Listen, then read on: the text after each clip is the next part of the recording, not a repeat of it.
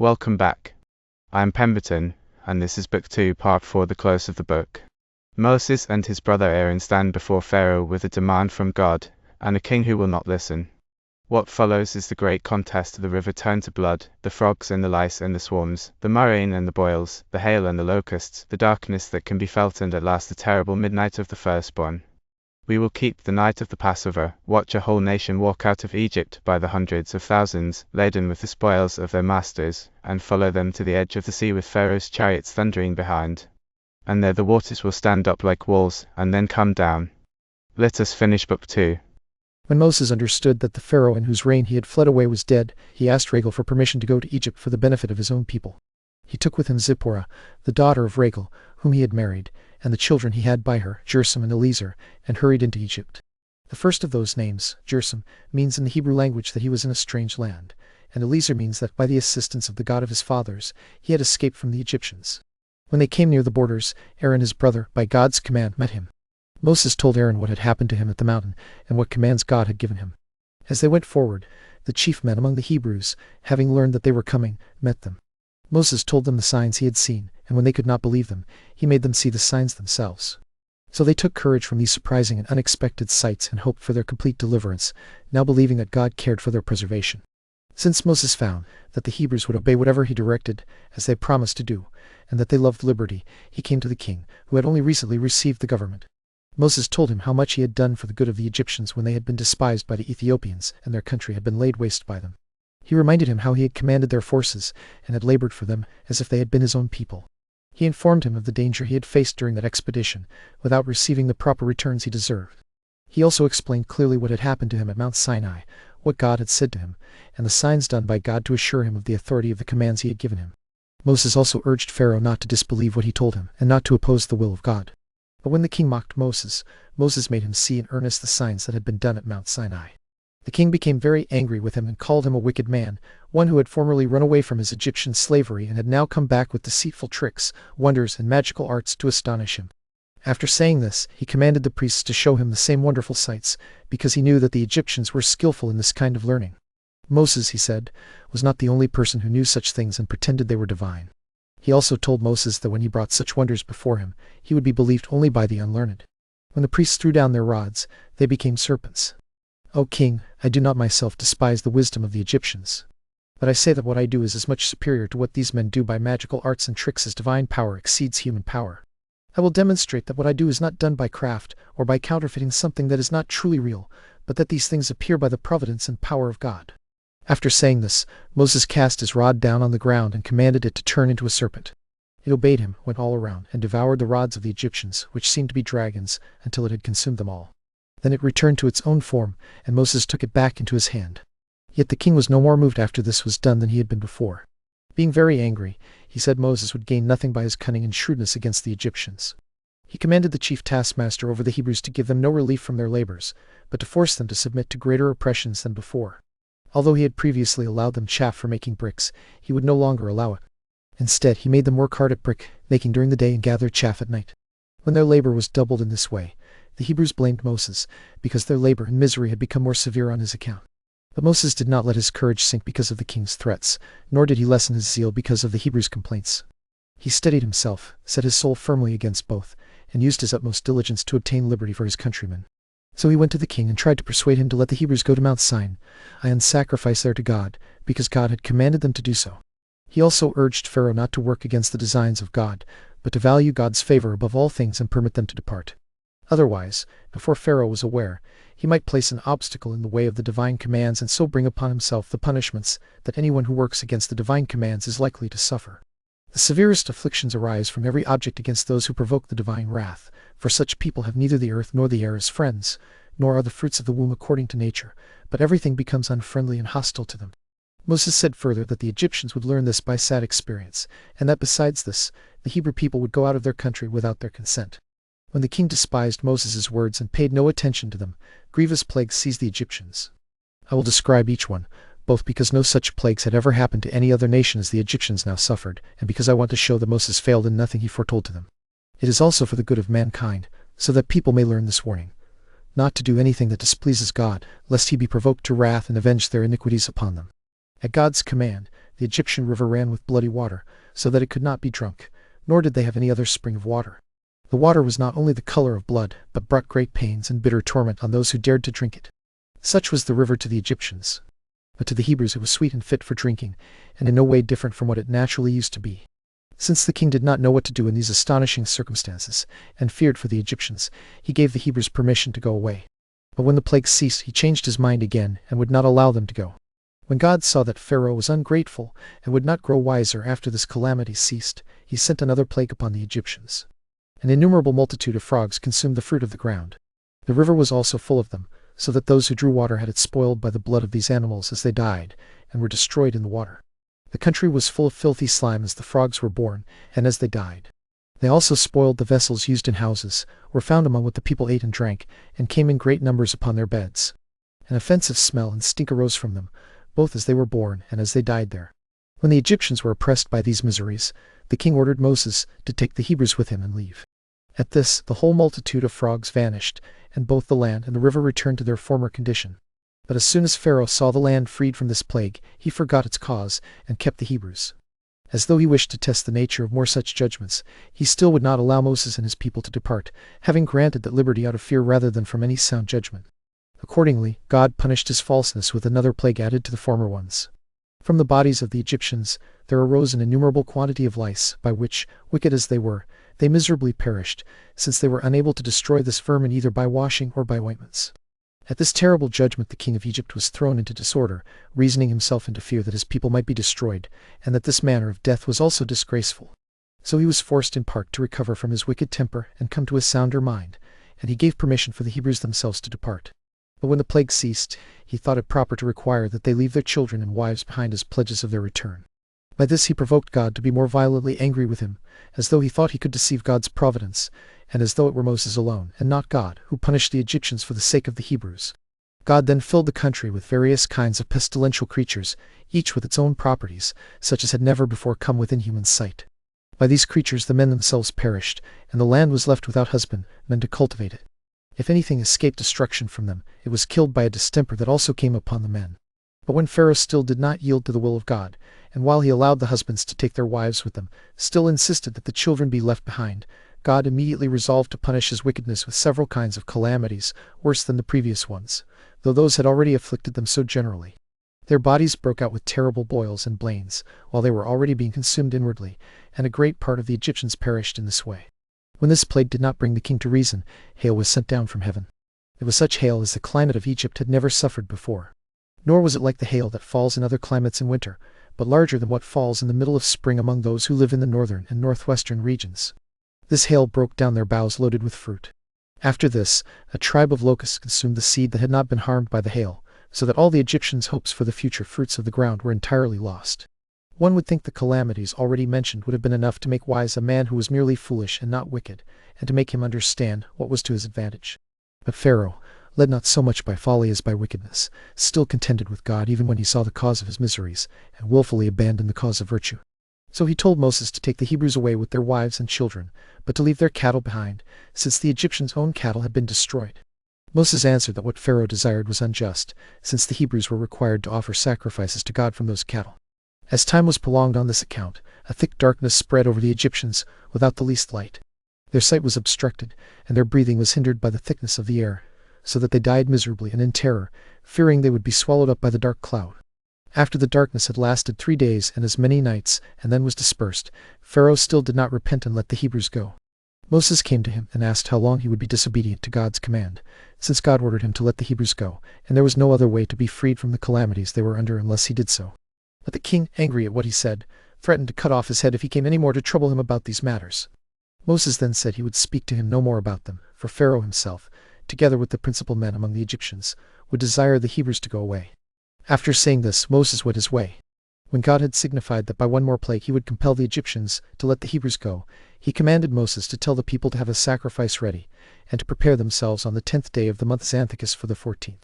This month is called Pharmoth by the Egyptians, Nisan by the Hebrews, and Xanthicus by the Macedonians. God also commanded him to carry the Hebrews away with all they had. Accordingly, Moses got the Hebrews ready for their departure, arranged the people into tribes, and kept them together in one place.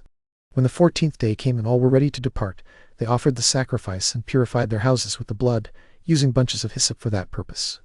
After they had eaten supper, they burned the remainder of the flesh as people just ready to depart.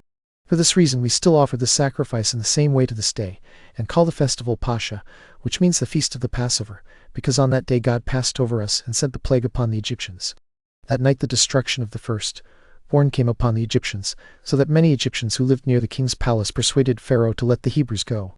Accordingly, he called for Moses and told them to be gone, supposing that once the Hebrews had left the country, Egypt would be freed from its miseries.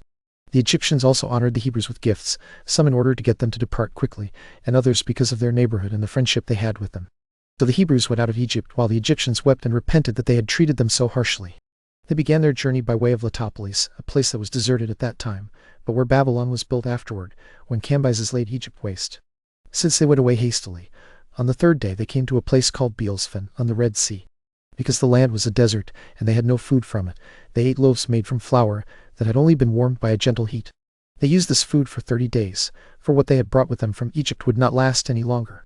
Even this lasted only because they distributed it to each person, so that each used only what was necessary, not enough to be satisfied. For this reason, in memory of the one we were then in, we keep a feast for 8 days, called the Feast of Unleavened Bread. The whole multitude that went out, including women and children, was not easy to number, but those who were of an age fit for war numbered 600,000. They left Egypt in the month Xanthicus, on the 15th day of the lunar month, 430 years after our forefather Abraham came into Canaan, but only 215 years after Jacob moved into Egypt. It was the 80th year of Moses' age, and Aaron was 3 years older. They also carried Joseph's bones out with them, as he had commanded his sons to do. But the Egyptians soon repented that the Hebrews were gone, and the king was greatly troubled that this had been brought about by the magical arts of Moses. So they resolved to go after them. They took their weapons and other warlike equipment and pursued them, intending to bring them back if they could overtake them. They thought the Hebrews would now have no pretext to pray to God against them, since they had already been permitted to leave. They also thought they would easily overcome them, because the Hebrews had no armor and would be tired from their journey. So they hurried in pursuit, asking everyone they met which way the Hebrews had gone. Indeed, that land was difficult to travel through, not only for armies, but even for single persons. Moses led the Hebrews this way so that, if the Egyptians repented and wanted to pursue them, they would suffer punishment for their wickedness and for breaking the promises they had made. He also led them this way because of the Philistines, who had quarreled with them and hated them from long ago. He wanted by all means to prevent the Philistines from learning of their departure, since their country was near Egypt. For this reason Moses did not lead them along the road that went toward the land of the Philistines. Instead, he wanted them to go through the desert, so that after a long journey and many afflictions they might enter the land of Canaan. Another reason was that God commanded him to bring the people to Mount Sinai, so that they might offer sacrifices to him there. When the Egyptians overtook the Hebrews, they prepared to fight them, and by their great number drove them into a narrow place. Those pursuing them numbered 600 chariots, 50,000 horsemen, and 200,000 armed footmen. They also seized the passages by which they thought the Hebrews might flee, shutting them in between inaccessible precipices and the sea. On each side there was a ridge of mountains ending at the sea, impassable because of its roughness and blocking their flight. Therefore the Egyptians pressed upon the Hebrews there with their army, where the ridges of the mountains were closed in by the sea. They placed their army at the openings of the mountains, so that they might deprive the Hebrews of any passage into the plain. The Hebrews were not able to bear up under this, being as though besieged because they lacked provisions. They saw no possible way to escape, and if they thought of fighting, they had no weapons. They expected total destruction unless they surrendered themselves to the Egyptians. So they blamed Moses and forgot all the signs that God had worked for the recovery of their freedom. Their unbelief went so far that it prompted them to throw stones at the prophet, even while he encouraged them and promised deliverance. They resolved to give themselves up to the Egyptians. Thus sorrow and lamentation arose among the women and children, who had nothing but destruction before their eyes, surrounded as they were by mountains, the sea, and their enemies, and seeing no way to flee from them. It is not right for us to distrust even men, when they have managed our affairs well up to now, as though they would not be the same hereafter. But it is nothing less than madness at this time to despair of God's providence, by whose power all those things have been performed which he promised when you expected no such things. I mean all that I have been involved in for your deliverance and escape from slavery. Indeed, when we are in the greatest distress, as you see, we ought rather to hope that God will help us. It is by his operation that we are now in this narrow place, so that from difficulties otherwise impossible to overcome, and from which neither you nor your enemies expect you can be delivered, he may at once demonstrate his own power and his providence over us. God does not usually give his help in small difficulties to those he favors, but in cases where no one can see how any human hope can improve their condition. Depend therefore on such a protector, who is able to make small things great, and to show that this mighty force against you is nothing but weakness. Do not be frightened by the Egyptian army, and do not despair of being preserved, because the sea before you and the mountains behind you give you no chance to flee. Even these mountains, if God so pleases, may be made level ground for you, and the sea may become dry land." When Moses had said this, he led the Hebrews to the sea while the Egyptians looked on, for they were within sight. The Egyptians were so worn out by the labor of their pursuit that they thought it best to put off fighting until the next day. But when Moses came to the seashore, he took his rod, made supplication to God, and called on him to be their helper and assistant. "You are not ignorant, O Lord, that it is beyond human strength and human contrivance to escape the difficulties we are now under. It must be entirely your work to bring deliverance to this army, which has left Egypt by your appointment. We despair of every other help and device, and we turn only to the hope we have in you. If there is any method that can promise us escape through your providence, we look to you for it. Let it come quickly and show us your power. Raise this people to good courage and hope of deliverance, for they have sunk deeply into a hopeless state of mind. We are in a helpless place, but it is still a place you possess. The sea is yours, and the mountains that shut us in are yours also. Therefore these mountains will open themselves if you command them, and the sea also, if you command it, will become dry land. Indeed, we might escape by flight through the air, if you should determine that this should be our way of salvation." After Moses addressed God in this way, he struck the sea with his rod. At the stroke, the sea parted in two, received those waters into itself, and left the ground dry as a road and a place of flight for the Hebrews. When Moses saw this appearance of God, and that the sea had gone out of its own place and left dry land, he went into it first. He told the Hebrews to follow him along the divine road, to rejoice at the danger now facing the enemies who followed them, and to give thanks to God for this astonishing deliverance that had appeared from him. The Hebrews did not delay, but went on earnestly, as though led by God's presence with them. At first the Egyptians supposed they were out of their senses, and were rushing recklessly into obvious destruction. But when they saw that the Hebrews were going a great distance without harm, and that no obstacle or difficulty interrupted their journey, they hurried to pursue them, hoping that the sea would be calm for them also. They put their horsemen in front, and went down into the sea themselves. While the Egyptians were putting on their armor and spending time in that work, the Hebrews had already gotten ahead of them. They escaped and reached the land on the other side first, without any injury. From this the Egyptians were encouraged and pursued them more boldly, hoping that no harm would come to them either. But they did not understand that they were entering a road made for the Hebrews, not for others, a road made for the deliverance of those in danger, not for those eager to use it to destroy them. As soon as the whole Egyptian army was within it, the sea flowed back to its own place and came down with a torrent raised by storms of wind, surrounding the Egyptians. Showers of rain also came down from the sky, with dreadful thunder and lightning and flashes of fire. Thunderbolts were also hurled upon them. Nothing that God usually sends upon men as a sign of his wrath failed to happen at that time, for a dark and dismal night oppressed them. In this way all these men perished, so that not one man was left to carry news of this calamity to the rest of the Egyptians. The Hebrews could not contain themselves for joy at their wonderful deliverance and the destruction of their enemies. They now believed themselves firmly delivered, since those who would have forced them back into slavery had been destroyed, and since they found that God was so plainly their protector. After escaping the danger they had been in this way, and after seeing their enemies punished in a manner never recorded of any other men, the Hebrews spent the whole night singing hymns and rejoicing. Moses also composed a song to God in hexameter verse, containing praises of him and thanksgiving for his kindness. As for myself, I have delivered every part of this history as I found it in the sacred books. Let no one wonder at the strangeness of the account, if a way was discovered for those men of ancient times, who were free from the wickedness of modern ages, whether it happened by the will of God or of its own accord.